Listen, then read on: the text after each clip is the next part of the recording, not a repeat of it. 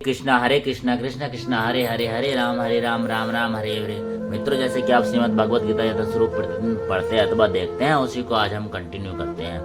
अहितै श्रद्धयोपेते योगचित लित मानस है अप्राप्य योग योगंस सिंधिनम गाम गति कृष्ण गच्छति। अर्थात अर्जुन ने भगवान कृष्ण से कहा, हे कृष्ण, उस असफल योगी की गति क्या है जो प्रारंभ में श्रद्धा पूर्वक आत्म साक्षात्कार की विधि ग्रहण करता है, किंतु बाद में भौतिकता के कारण उससे विचलित हो जाता है और योग्य सिद्धि को प्राप्त नहीं कर पाता। अर्थात भगवत गीता में आत्म साक्षात्कार का योग मार्ग का वर्णन है। आत्म साक्षात्कार का मूलभूत नियम यह है कि जीवात्मा यह भौतिक शरीर नहीं है, अपितु इससे भिन्न है और उसका सुख शाश्वत जीवन आनंद तथा ज्ञान में निहित है। ये शरीर तथा मन दोनों से परे है। आत्म साक्षात्कार की खोज ज्ञान द्वारा की जाती है। इसके लिए अष्टांग विधि या योग या भक्ति योग का अभ्यास करना होता है। इनमें से प्रत्येक विधि में जीव को अपनी स्वाभाविक स्थिति, भगवान से अपने संबंध तथा उन कार्यों की अनुभूति प्राप्त करनी होती है जिनके द्वारा वह टूटी हुई श्रृंखला को जोड़ सके और कृष्ण भावना व्रत की सर्वोच्च सिद्धि अवस्था प्राप्त कर सके। इन तीनों विधियों में से किसी एक का पालन भी करके मनुष्य देर सवेर अपने चरम लक्ष्य को प्राप्त होता है। भगवान ने द्वितीय अध्याय में इस पर बल दिया है कि दिव्य मार्ग में थोड़े से प्रयास से भी मोक्ष की महती आशा है। इन तीनों में से इस युग के लिए भक्ति योग विशेष रूप से उपयुक्त है, क्योंकि इस साक्षात्कार की यह श्रेष्ठतम प्रत्यक्ष विधि है। अतः अर्जुन पुनः आश्वस्त होने की दृष्टि से भगवान कृष्ण से अपने पूर्व कथन की पुष्टि करने को कहता है। भले ही कोई आत्म साक्षात्कार के मार्ग को निष्ठापूर्वक क्यों न स्वीकार करे, किंतु ज्ञान की अनुशीलन विधि तथा अष्टांग योग का अभ्यास इस युग के लिए सामान्यतः बहुत कठिन है। अतः निरंतर प्रयास होने पर भी मनुष्य अनेक कारणों से असफल हो सकता है। पहला कारण तो यह हो सकता है कि मनुष्य इस विधि का पालन करने में पर्याप्त सतर्क न रह पाए। दिव्य मार्ग का अनुसरण बहुत कुछ माया के ऊपर धावा बोलने जैसा है। फलतः जब भी मनुष्य माया के पास से छूटना चाहता है, तब वह विविध प्रलोभनों के द्वारा अभ्यासकर्ता को पराजित करना चाहती है। बुद्ध जीव पहले से प्रकृति के गुणों द्वारा मोहित रहता है और दिव्य अनुशासनों का पालन करते समय भी उसके पुनः मोहित होने की संभावना बनी रहती है। यही योगाचलित मानस अर्थात दिव्य पथ से विचलन कहलाता है। अर्जुन आत्म साक्षात्कार के मार्ग से विचलन के प्रभाव के संबंध में जिज्ञासा करता है। कच्ची न उभय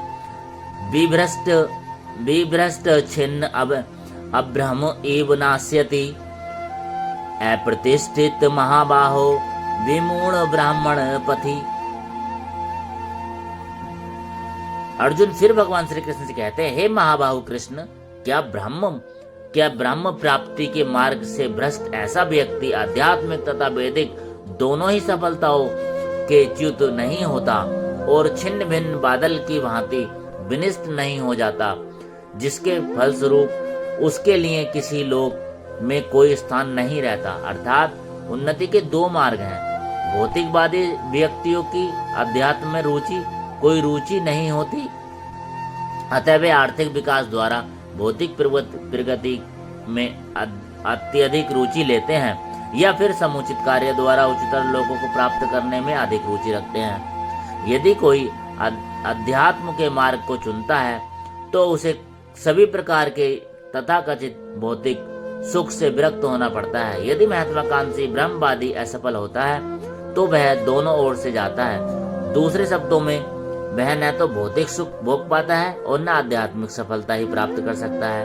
उसका कोई स्थान नहीं रहता। वह छिन्न भिन्न बादल के समान होता है। कभी कभी आकाश में एक बादल छोटे बादल खंड से विलग होकर एक बड़े खंड से मिल जाता है, किंतु यदि वह बड़े खंड से नहीं जुड़ पाता तो वायु उसे वहां ले जाती है और वह विराट आकाश में लुप्त हो जाता है।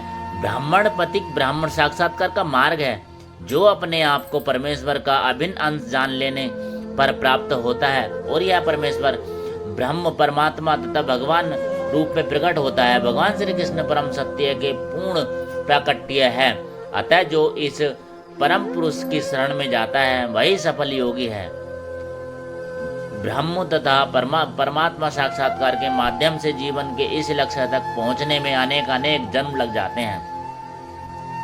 बहुनाम जन्म नामुते। अतः दिव्य साक्षात्कार का सर्वश्रेष्ठ मार्ग भक्ति योग या कृष्ण भावनामृत की प्रत्यक्ष विधि है। एतन्मे संशयम कृष्ण छेतुर महर्ष्य सेत तुवेदन्य संशयास्याय छेत न ह्युपदते। अर्थात भगवान कृष्ण से आगे अर्जुन बोलते हैं, हे कृष्ण, यही मेरा संदेह है और मैं आपसे इसे पूर्णतः दूर करने की प्रार्थना कर रहा हूँ। आपके अतिरिक्त अन्य कोई ऐसा नहीं है जो इस संदेह को नष्ट कर सके। अर्थात कृष्ण भूत वर्तमान तथा भविष्य के जानने वाले हैं। भगवत गीता के प्रारंभ में भगवान ने कहा है कि सारे जीव व्यष्टि रूप में भूतकाल में विद्वान थे, इस समय विद्यमान हैं और भव बंधन से मुक्त होने पर भविष्य में भी प्रविष्टि रूप में बने रहेंगे।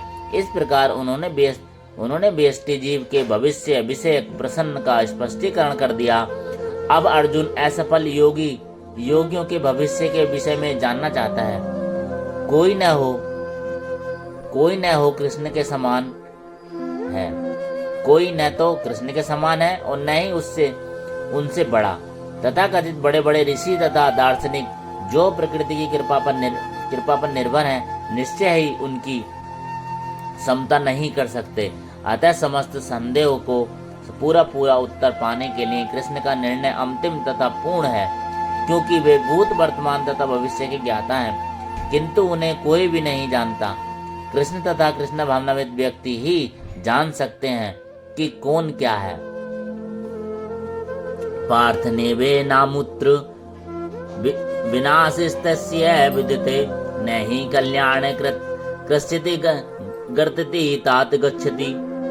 अर्थात भगवान कृष्ण ने कहा, हे पार्थ, हे प्रथापुत्र, कल्याण कार्यों में निरत योगी का न तो इस लोक में और न परलोक में ही विनाश होता है। हे मित्र, भलाई करने वाला कभी बुराई से पराजित नहीं होता। श्रीमद् भागवत में श्री नारद मुनि व्यास देव को इस प्रकार उपदेश देते हैं, त्वकृत्वा स्वधर्म चरणाम्बुजम हरेर्ष वर्जन पकोत्थ पतेतो यदि यत्र क्रम बाबुद्रम भूदमस्य किम को वार्थ अब तो भजताम स्वधर्मतः। यदि कोई समस्त भौतिक आशाओं को त्याग कर भगवान की शरण में जाता है तो इसमें न कोई क्षति होती है और न पतन। दूसरी ओर अभक्त जन अपने अपने व्यवसायों में लगे रह सकते हैं, फिर भी वे कुछ प्राप्त नहीं कर पाते। भौतिक लाभ के लिए अनेक शास्त्रीय तथा लौकिक कार्य हैं। जीवन में आध्यात्मिक उन्नति अर्थात कृष्ण भावनामृत के लिए योगी को समस्त भौतिक कार्यकलापों का परित्याग करना होता है, क्योंकि यह तर्क कर सकता है कि यदि कृष्ण भावनामृत पूर्ण हो जाए तो इसे सर्वोच्च सिद्धि प्राप्त हो सकती है, किंतु यदि यह सिद्धि प्राप्त न हो पाई तो भौतिक एवं आध्यात्मिक दोनों दृष्टियों से मनुष्य को क्षति पहुंचती है।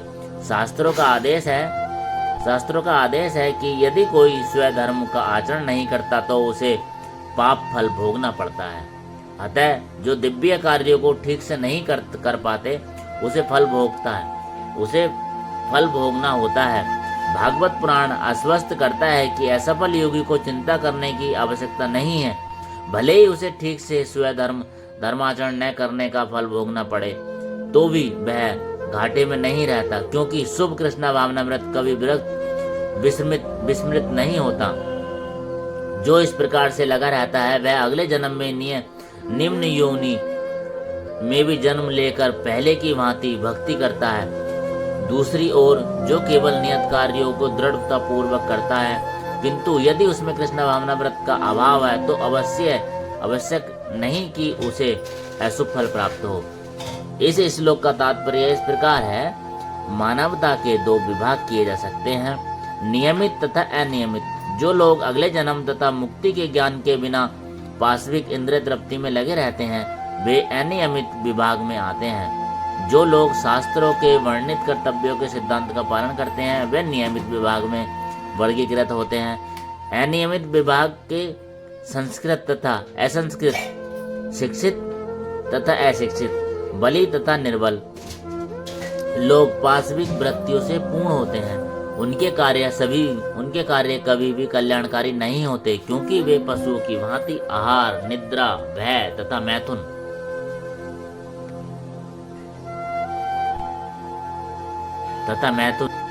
का भोग करते समय इस संसार में निरंतर रहते हैं, जो सदा ही दुखमय है। किंतु जो लोग शास्त्रीय आदेशों के अनुसार संयमित रहते हैं और इस प्रकार क्रम से कृष्ण भावना व्रत को प्राप्त होते हैं, वे निश्चित रूप से जीवन में उन्नति करते हैं। कल्याण मार्ग के अनुयायियों को तीन वर्गों में विभाजित किया जा सकता है। नंबर 1, भौतिक संपन्नता का उपभोग करने वाले शास्त्रीय विधानों के अनुयायी। नंबर 2, इस संसार से मुक्ति पाने के लिए प्रयत्नशील लोग। तथा नंबर 3, कृष्ण भावना व्रत के भक्त। प्रथम वर्ग के अनुयायियों को पुनः 2 श्रेणियों में विभाजित किया जा सकता है, सकाम कर्मी तथा इंद्रिय तृप्ति की इच्छा न करने वाले। सकाम कर्मी जीवन के उच्च स्तर तक उठ सकते हैं, यहाँ तक कि वे स्वर्गलोक को जा सकते हैं, तो भी इस संसार से मुक्त न होने के कारण वे सही ढंग से शुभ मार्ग का अनुगमन नहीं करते। शुभ कर्म तो वे हैं जिनसे मुक्ति प्राप्त हो। कोई भी ऐसा कार्य है जो परम आत्म साक्षात्कार का देहात्म बुद्धि से मुक्ति की ओर उन्मुख नहीं होता, वह रंच मात्र भी कल्याणप्रद नहीं होता। कृष्ण भावना व्रत संबंधी कार्य ही एकमात्र शुभ कार्य है। जो भी कृष्ण भावना व्रत के मार्ग पर प्रगति करने के उद्देश्य से स्वेच्छा से समस्त शारीरिक असुविधाओं को स्वीकार करता है, वही घोर तपस्या के द्वारा पूर्ण योगी कहलाता है। चूंकि अष्टांग योग पद्धति कृष्ण भावना व्रत की चरम अनुभूति के लिए होती है, अतः यही पद्धति भी कल्याणप्रद है। अतः जो कोई इस दशा में यथाशक्य प्रयास करता है, उसे कभी अपने पतन के प्रति भयभीत नहीं होना चाहिए। शेष चर्चा आगे। हरे राम राम राम हरे हरे, हरे कृष्णा कृष्ण कृष्ण हरे हरे। हे भगवान कृष्ण, मैं आपसे प्रार्थना करता हूँ जो श्लोक पढ़ने में त्रुटि रहती है उसके लिए क्षमा करना। हरे कृष्णा कृष्ण कृष्ण हरे हरे, हरे राम राम राम हरे हरे। चैनल को सब्सक्राइब कर लेना, वीडियो को लाइक कमेंट शेयर कर देना। पूरी भगवत गीता चर्चा आपको इसी चैनल पर सुनने को मिलेगी।